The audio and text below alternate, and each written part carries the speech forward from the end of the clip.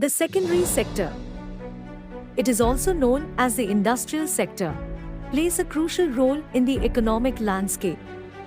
It encompasses activities that transform raw materials into finished goods through manufacturing,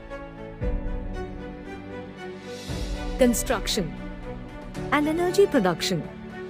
This sector is characterized by its emphasis on processing and adding value to the products created in the primary sector. Factories, construction sites, and power plants are key components of the secondary sector, driving economic growth and providing employment opportunities. From the assembly lines of manufacturing to the construction of infrastructure, the secondary sector is a cornerstone in the development and diversification of modern economies.